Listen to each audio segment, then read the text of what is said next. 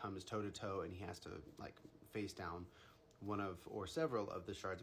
Dallin has once again presented a fantastic question, thought, and theory. If you want to know more about Hoid and what all's going on with him in the Cosmere, you should go and listen to Dallin's video. It is a spoiler for all of the Cosmere, as is this video. We're going to be joined today by Ben McSweeney's lovely art of Kaladin, giving our friend Adolin a little ride. Now, one of the things that sparked in my brain as I listened to your video this morning, Dallin, was I don't know what Hoid's end goal is, but I do think it's very interesting that he has consistently refused a shard.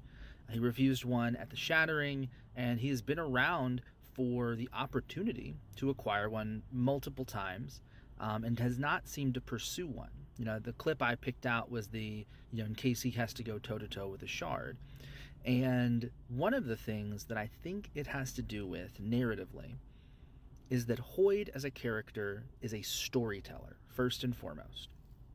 In every single iteration we see of him, he is telling stories, whether as an informant in Scadrial, whether as a storyteller in Nalthis, or a storyteller/wit in Stormlight Archive. He is consistently telling stories.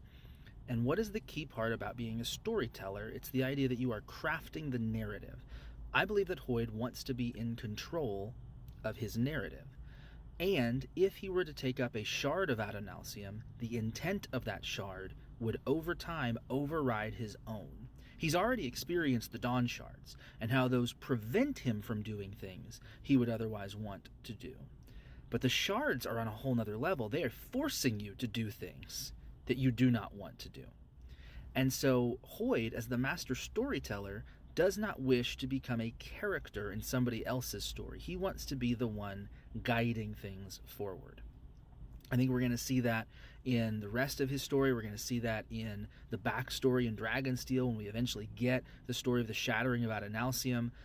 I think we're going to learn that there was something going on with Adonalsium to where it was preventing people from being able to pursue their own stories, their own lives. And that Hoid in specific does not want to be tied down by the powers of a shard.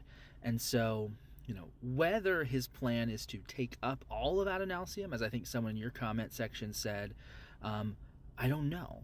But I think first and foremost, Hoid wants to be the one crafting that story. Let's watch and read and find out.